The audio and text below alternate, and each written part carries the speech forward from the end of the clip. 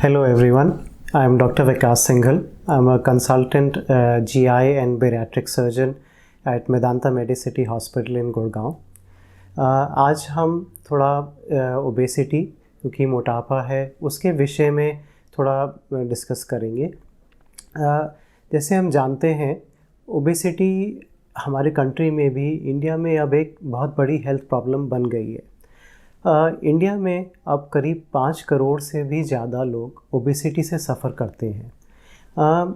इसके साथ में ओबेसिटी के अलावा जो उसके साथ जुड़ी हुई कई प्रॉब्लम्स आती हैं, जैसे कि डायबिटीज़। टाइप 2 डायबिटीज़ अब इंडिया में 7 करोड़ से भी ज़्यादा टाइप 2 डायबिटीज़ के पेशेंट्स हैं। ज़्यादातर डायबिटीज़ मोटापे से जुड़ी हुई है हमारे कंट्री में। डायबिटीज़ के अलावा ब्लड प्रेशर, हाई कोलेस्ट्रॉल, आँखों की बीमारी, सांस चढ़ना, अस्थमा, फैटी लिवर डिजीज़, यही नहीं कई सारे cancer of the colon, ovary, breast, कई सारे कैंसर अब एक ओबेसिटी से एक डेफिनेट कोरिलेशन है उनका।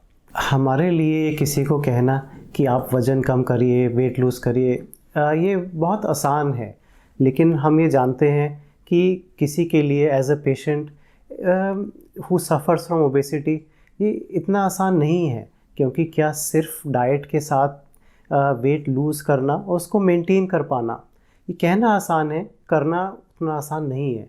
क्योंकि हम समझेंगे वेट गेन के कई कारण होते हैं। वेट गेन का कारण सिर्फ ये नहीं होता कि कोई ज़्यादा खाता है, उसकी डाइट ज़्यादा है। It is actually World Health Organization ने अब ये रिकॉग्नाइज़ किया है कि ओबेसिटी एक डिज़ीज़ है।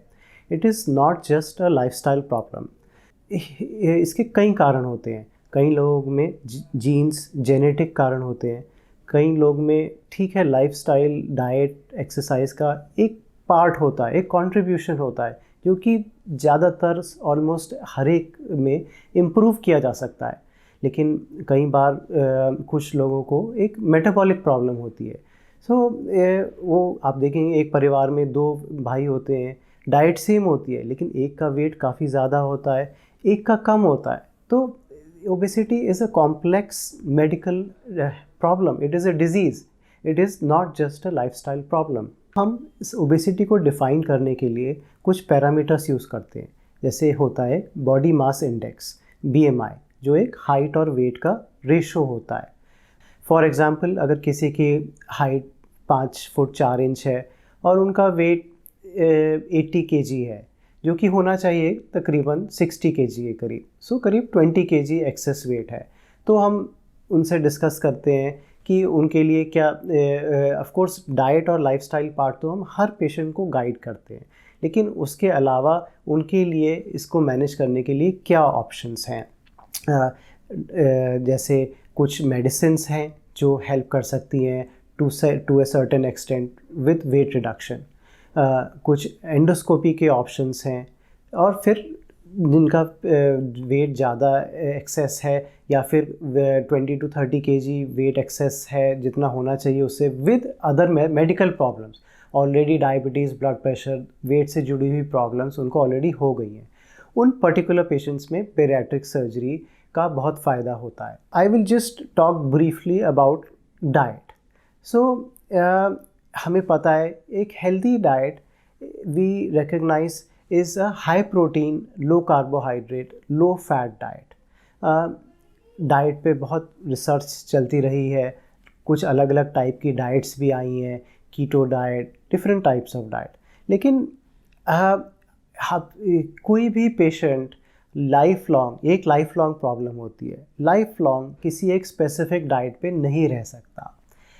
अब मैं किसी को कह दूं कि आप बाकी लाइफ कीटो डाइट पे रहें या बाकी लाइफ इस पर्टिकुलर डाइट पे रहें, ऐसा, या ये डाइट चार्ट फॉलो करें, तो ऐसा प्रैक्टिकल नहीं है। तो एक प्रैक्टिकल उसमें हम एक ओवरऑल डाइट असेस करके हमारे डाइटिशियंस लिए हम उनको गाइड करते हैं कि एक general high protein, low fat, low carbohydrate diet 1200 to 1400 calories की वो कैसे अपने रूटीन में इनकॉर्पोरेट कर सकते हैं, उसको डे टू डे बेसिस पे कैसे प्रैक्टिकली कर सकते हैं। डाइट के बाद आता है एक्सरसाइज। एक्सरसाइज के दो रोल होते हैं, ना कि सिर्फ वेट को कम करने के लिए, बट जनरली हमें पता है कि जैसे हम एक्सरसाइज करते हैं बॉडी में एंडोर्फिन्स कुछ केमिकल्स होते हैं जो रिलीज़ होते हैं, वो हमें एक overall well being, overall feeling of health, हमारी कार्डियक हेल्थ, उस सब के लिए बहुत ज़रूरी होते हैं। So exercise for weight loss तो बहुत ज़्यादा एक्सरसाइज करनी पड़ती है, लेकिन एक जनरल हेल्थ मेंटेन करने के लिए हमें एम करना चाहिए कम से कम 30 मिनट्स एक्सरसाइज हफ्ते में 5 दिन। सो 5 days a week 30 minutes, so about 150 minutes of exercise in a week. That is our general recommendations. Then we talk about bariatric surgery.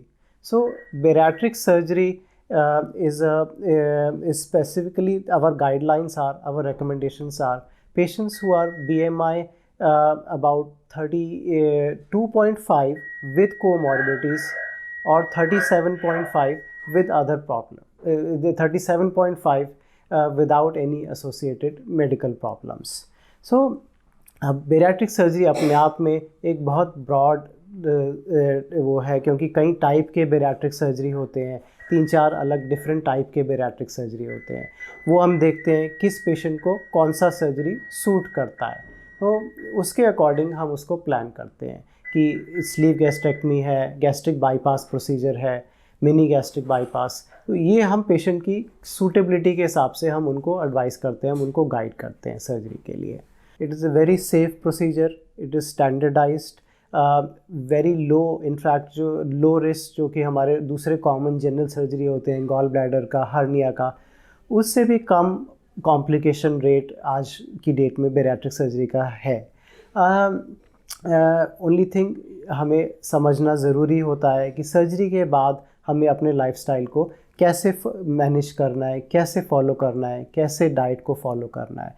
अगर हम उन चीज़ों को पहले समझ लेते हैं तो सर्जरी के रिज़ल्ट सक्सेस बहुत अच्छा है, and we need not fear the surgery if we require it, because the benefits when we are already 40-45 kg above our ideal weight are very high, and it is the single most effective method to in the long term to help with the weight loss and help maintain the weight loss. इसे कम भी हो और उसको हम maintain भी कर पाएँ।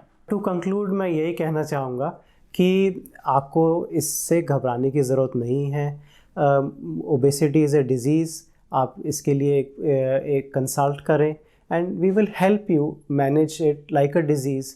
जो भी आपके लिए बेस्ट ऑप्शन होगा, diet, exercise, medication, surgery, whatever is the best option, we will help you make the right decision.